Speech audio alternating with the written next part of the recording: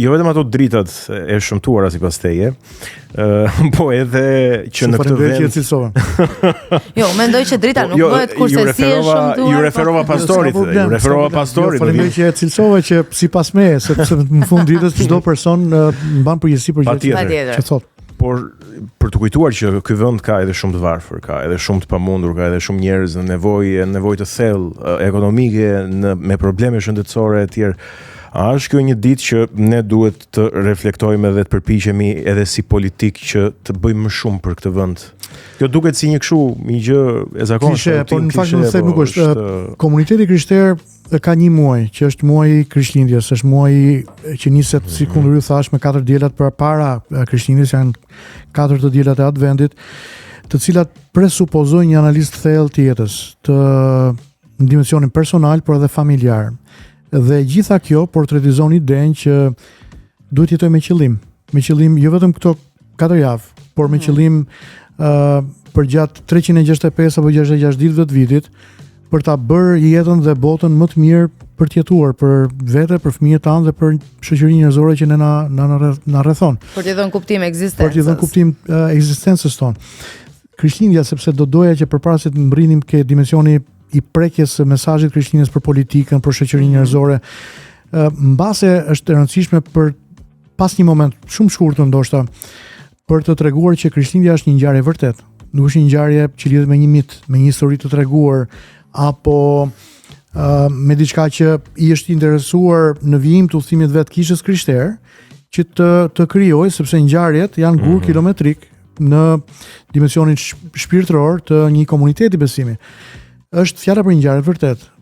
Historianët botërisht, po flas për historian ateist, po flas për pjesën laike të shoqërisë njerëzore, kanë pranuar idenë e Krishtit si një person që historik jetoi, po Jezusi historik. Po. Madje një nga ungjilltarët, janë 4 ungjim, Mateu, Marku, Luka dhe Gjoni. Luka, i cili ishte historian dhe mjek në atë kohë, nis rrëfimin e tij duke mbledhur të dhëna historike, dhe në fillim të rrëfimit që në kapitullin e parë ai thotë që ngjarja ndodhi kështu, thotë, ishte Cezar Augusti, perandori i Romës, i cili shpalli një dekret perandorak për regjistrimin e popullsisë në të gjithë perandorinë e Romës. Dhe kjo ngjarje, thotë, ngjarja lindja e Jezusit Nazaretit nëpërmjet Marisë, ndodhi thotë në kohën kur Kuirini ishte guvernator i Sirisë. Pra kemi 2 personalitete botërore që një histori. Janë personazhe historike, Augusti dhe Kuirini, si guvernator i Sirisë. Dhe këtu neve kemi mundësinë që të bëjmë matjen e kohës. Dhe përveç kësaj, dekreti perandorak, shpallja e dekretit perandorak është një ngjarje historike. Ka dokument për këtë gjë? Absolutisht po. Pjesa tjetër pastaj janë momente të cilat neve i shikojmë shumë qartë që na vijnë jo vetëm përmes ungjilltarëve, por edhe përmes dorëshkrimeve të tjera që na vijnë nga historianë të caktuar. Tertuliani ishte një nga historianët e tjerë, i cili jo thjesht dakordson, por hedh edhe ai dritë mbi ngjarjen e Krishtlindjes. Një çift, Jozefi dhe Maria, nisin udhëtimin e tyre për të shkuar dhe për të bërë regjistrimin tek vendi i të parëve të tyre, nga qyteti me emrin Nazaret, ku Maria dhe Jozefi jetonin, në një vend me një krahinë malore që njihet si Betlehem i krahinës së Judes. Pak a shumë kruja, një krahinë malore, Betlehemi, një qytet zëvoçkël si kruja. Mirë, po për shkak të regjistrimit të popullsisë, nuk ishte vetëm Jozefi dhe Maria që kishin kishte shumë radh, po. Ishte shumë njerëz dhe bujtinat, hotelet, hostelet dhe shtëpitë ishin gjitha plotë për plot. Dhe pikërisht ky është momenti ku çifti kërkon të gjejë një stre, të gjejë një vend për të fjetur, për të strehuar atë mbrëmje, sepse dhimbjet e lindjes kishin mbritur në trupin e Marisë për të lindur fëmijën me emrin Jezus, i cili do të ndryshonte historinë e botës. Edhe kalendari që ne aktualisht kemi. Nëse ne në kulturën ateiste të imponuar nga komunizmi për gjatë viteve 45 ose 46, 91, e matëm epokat i masnim me para erëson dhe pas erëson. Kalendari njëhet para Krishtit dhe pas Krishtit. Janë dy beslidhet. Pra me lindjen e Krishtit kemi gjithashtu dhe piknisjen e erës së re, epokës së re. Epoka pas Krishtit, epokën në cilën ne jetojmë. Dhe pikërisht kjo që ndodhi në krahinën e Betlehemit të Judes, krahinën e Judes, do të ndryshonte historinë e botës. Dietarët nga lindja, që është fjala për dietar që vinin nga lindja e largët muaj më parë, ndërsa hetonin yjet në qiell, kishin hetuar një yll shumë të veçantë, shumë të madh nga përmasat, dhe nisin udhëtimin e tyre në kërkim të yllit, sepse sipas profecive, ati ku ylli do të ndalonte, do të lindte dhe Mesia i shumë pritur, i cili do të njihej si shpëtimtari i botës. Natyrisht ai nisin udhëtimin e tyre disa muaj më parë, derisa mbërrin, ylli pra i drejton të mbërrin në vendin që ne njohim si vend ku ata gjejnë Marinë dhe Josefin pasi Jezusi kishte lindur. Ndërkohë, barinjt në kodrat e Betlehemit, pikërisht në kohë reale, marrin një zbulesë jashtëzakonshme prej ëngjëve, pra kjo është tradita kristiane, ky është ungjilli i Lukës. Dhe ëngjëjt u thon barinjve mos u trëmni, ne po ndajmë një lajm të gëzueshëm, sot në qytetin e Davidit, po lind për ju një shpëtimtar që është Krishti, Zoti. Dhe ata shikojnë morinë e ëngjëve që zbresin dhe ngjiten, pra zbresin nga qielli dhe ngjiten qiell duke i dhënë lavde Perëndis. Dhe nga aty barinjt zbresin në Betlehem nga kodrat për të gjetur pikërisht të vërtet ose jo, këtë që engjëjt u kishin thënë atyre. Dhe e gjejnë. Dhe shkojnë në Grazh sepse Grazhi ishte hauri. Po. Vendi ku zakonisht njerëzit mbanin baktitë e tyre. Sepse nuk ishte vend në një hotel. Dhe pikërisht kjo është një nga pjesët më mahnitse të mesazhit të ungjillit. Çdo ëndra e çdo nënë që të shikoj foshnjën e vet që një ditë bëhet mbret apo jo. Mirë, po kemi një rast sui generis, krejt unik, dhe rasti është pikërisht ky, është hera e parë që një mbret i vërtet. Bibla na zbulon Jezusin e Nazaretit si krijuesi i botës, bërësi i botëve. Vjen pra lëmbre trinqellore për të bërë njeri, për të bërë shërptor, mati për të marrë vdekjen e një sklavi mbi kryq. Madhështia e ngjarjes zbulohet pikërisht në thjeshtësinë e saj. Dikush vite më parë më bën pyetjen dhe thotë pastor, po ç'ne në një grazh dhe jo i lindur në një pallat mbretëror, i denj për staturën e tij. Është mbreti, është Krishti mbreti. I them mbase lindi pikërisht në vendin ku qingjat kanë zakon të lindin, në një grazh. 30 vite më vonë, John Pakzori, i quajtur nga Krishti profeti më i madh i gjitha kohërave, kur shikon Jezusin që vjen të pagzohet për tij në lumin e Jordan, bën këtë deklaratë. Ai thotë ja qingji i Perëndis që do të heqë tutje mëkatin e botës. Kjo është sinteza lidhëse. Pra, një mbret që vjen të lind si një qingj, sepse ai e di që 33 vite më vonë, pas lindjes, do të bëhet kurban, një lloj si një qingj. Dhe vetëm gjaku i tij, zbulon Bibla, ka fuqi të pastrojë mëkatin. Mëkatin fillestar ose mëkatin universal të njerëzit dhe mëkatin shkaksor që lidhet me raportet bëj mos bëj, veprimet, mos veprimet në jetën tonë. Po si lidhet kjo tani, si vjen kjo tek aktualiteti ynë me kaq shumë probleme dhe me kaq shumë mëkate? Vjen me të njëjtën, vjen me unë në thelb këtë ngjarje kam analizuar përgjatë tyre 30 viteve në detaje, edhe me kuriozitetin e një lexuesi thjesht, por edhe me kuriozitetin e një studiuesi, por edhe me kuriozitetin e një filozofi. Unë jam ke për shkollimin, po. Jap mësim në universitet. Dhe po ta shikosh, bota njerëzore ka ndryshuar në shumë çka në raport me idenë e zhvillimeve shkencore. Pra, aktualisht, nëse neve do bënim këtë bisedën tonë 2000 vjet më parë, natën që Jezusi do të vinte në botën tonë, pra në 24 dhjetor të ngjashëm, atëherë nuk do kishim këto mikrofona, nuk do kishim këto tryezë, nuk do kishim këto drita, nuk do kishim këto veshje, nuk do kishim këto tableta dhe telefona celulare. Do ishim duke ndarë ato copën e bukës. Natyrisht po. Por do të diskutonim të njëjtat halle. Pra, nëse ne tani do të zhvendosim apo do të raportojmë problematikat tona sociokulturore, politike dhe shoqërore, që Shqipëria e vitit 2025 ka, me Izraelin e 2025 viteve më parë, Izraeli ishte i pushtuar. Ka shumë njerëz që mendojnë që Shqipëria është e pushtuar. Unë jam një nga ata që mendoj që Shqipëria është e pushtuar. Okej. Pasi do e trajtojmë çik më vonë. Po e lëm mister nga kush? E lëm mister. Besoj që është e interpretueshme. Po. Jo, mund ta cilësosh, është mendimi im. Okej.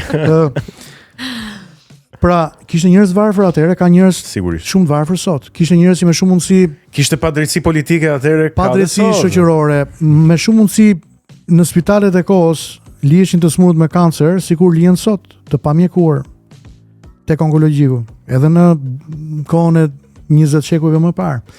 Me shumë mundësi zhgënjimi i madh që ne përjetojmë me fen sot aktualisht. Ishte njëjti zhgënjim që hebrejt përjetonin me klasën e tyre klerikale të kohës. Problemet ekonomike të shumë familjeve, të ngjashme me problemet ekonomike sot. Po përtej kësaj, pyetjet më të mëdha të njerëzit mbeten po ato. Këto 20 shekuj nuk ka ndryshuar pyetjet tona. Pra kush jam, nga vi, ku shkoj? Dhe pyetja më e madhe përballshme e çdo qenie njerëzore është pse ekzistoj. Po arrin dot njeriu të jap përgjigje kësaj pyetje. Na ndodh të gjithë. Unë jam e bindur edhe Goni duhet ja ketë bërë vetë. Po ju them. Edhe unë se unë jam edhe cik natyrë, kështu që mendoj më shumë se ç'duhet ndonjëherë dhe fillon këto krizat ekzistenciale dhe e pyes kaq shpesh veten, pse jam këtu? Si erdha? Pse erdha? Cili është misioni, qëllimi im? Pra çfarë unë po ju them është pikërisht kjo që në këtë dimension të metafizikës, në dimensionin e njeriut që kërkon të njohë veten, njeriu që kërkon të jap zgjidhje fenomeneve munduese në shoqërinë e tij. Bota vjen tjetër po ajo. Njerëzit vijnë të vdesin. Natyrisht kemi arritur të përmirësojmë jetën deri diku për të zgjatur jetën e njerëzit, nëse në të shkurën e largët njerëzit jetonin 50 apo 60 vjeç, apo vdisin akoma më herët, sot njerëzit jetojnë 90 vjeç. Kam dëgjuar po bëhen përpjekje të mëdha në Kinë apo në Japoni që njerëzit shkojnë 230 vjeç të jetojnë. Por që në thelb neve mbetemi po ata, pra njeriu vjen të jetë ai problemsjellsi i madh dhe ajo qenie e papërsosur në këtë univers që përveç se e ka ndotur tokën në një shumësi dimensionesh, dimensioni moral. Përpara se të mbrim tek dimensioni i CO2-shit, i karbonit në hapësirë etj. Dimensioni moral, dimensioni shpirtëror. Po flasim për dimensionin moral. Dhun brenda familjes, pra një ndotje e skajshme. Njeriu kërkon të gjej kurrën, vjen të kërkojë gjej kurrën. Ndërkohë kura na vjen në thjeshtësinë e saj, në një mbrëmje si kjo, nëpërmjet këtij mesazhi. Zoti bëhet njeri. Krishterimi në dallim nga të gjitha fetë e tjera të organizuara, nuk i sjell njerëzve një plejad profetësh. Pra, ja ku janë profetët dhe këto janë mësimet, ju mund t'i dëgjoni dhe mund të zgjidhni t'i bindini apo jo këtyre mësimeve. Okej. Krishterimi në dallim nga të gjitha fetë e tjera që kanë profet, sjell në mënyrë krejt unike një shpëtimtar. Pra tek asnjë fe nuk gjen shpëtimtarin, përveç tek krishterimi. Pra Zoti merr një trup njerëzor, bëhet një njeri.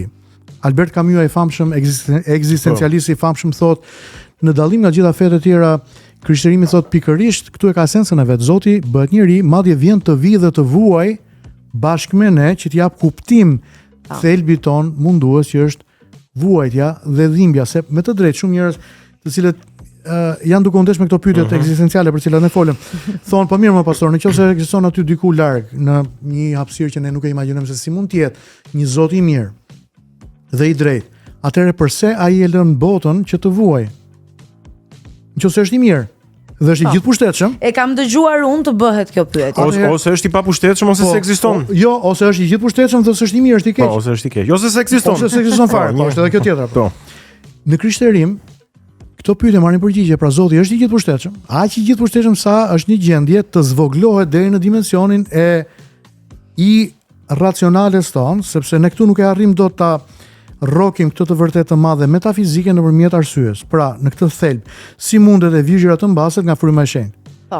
Një nga kredot e mëdha që quhet kredo apostujve nis kështu, thotë, unë besoj në Perëndinë e gjithëpushtetshëm, krijuesin e qiellit dhe tokës dhe në Jezu Krishtin, birin e tij të vetëm, Zotin ton, i cili u ngjiz nga fryma e shenjtë. Tani këtu kemi të bëjmë me realitetin metafizik. Ne dimë që duhet materiali gjenetik i një burri të bashkohet me vezën e gruaj që t'i japi fëmijën. Një fetus pa. Në këtë rast, kështu kanë lindur gjithë profetët. Të gjithë profetët, e çdo lloj feje. Materiali gjenetik i një burri bashkuar me vezën e një gruaje.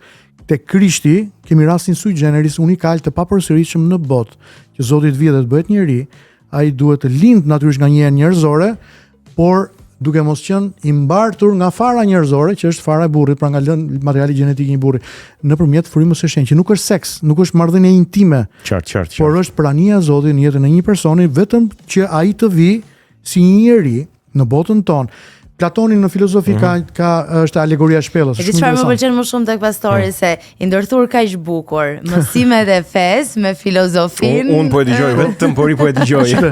Mos u ndal pastor. Jo, atëherë mirë, atëherë do i kthemi rregullave të podcastit. Unë të rigjem dhe bëjmë bashkëpunim. Jo, unë po thoya se Platoni, edhe Platoni te shpella. Shpella, alegoria e shpellës. Njerëzit aty brenda kanë dhe zjarrin dhe shikojnë hijet e tyre të pasqyruar nëpërmjet flakës në muret e shpellës. Me të gjitha përpjekjet e tyre, ata mendojnë që po dialogojnë, po mendojnë që po përpiqen të shpëtojnë, mirë po problemi i tyre që ngelin brenda në shpellën e pafuqisë tyre. E vetmja mënyrë thot Platoni që ata të dalin jashtë shpellës është që dikush nga jashtë shpellës të hyjë brenda në shpellën e tyre dhe t'i tregojë atyre rrugën për dalë jashtë. Sepse i gjithë dialogu që zhvillohet është dialogu i tyre me veten nëpërmjet hijeve që ata shikojnë aty dhe shikojnë vetëm veten dhe pafuqinë e tyre. Pikërisht ky është ungjilli. Nga jashtë shpellës së pafuqisë tonë. Por ata do ta vrasin atë që vjen nga jashtë shpellës. Absolutisht po. Po nuk është kjo dita, është për Pashk ky muhabet. Nga jashtë shpellës së pafuqisë tonë. Po. Vjen ai, i cili e zbulon veten tek Gjoni 14:6 para vrasjes në kryq. E thot unë jam udha, e vërteta dhe jeta. Pra ai vjen për të na treguar rrugën, për ta nxjerrë jashtë, jo vetëm për të na treguar që mund të ecni, sepse ne jemi të pafuqishëm për të ecur vet.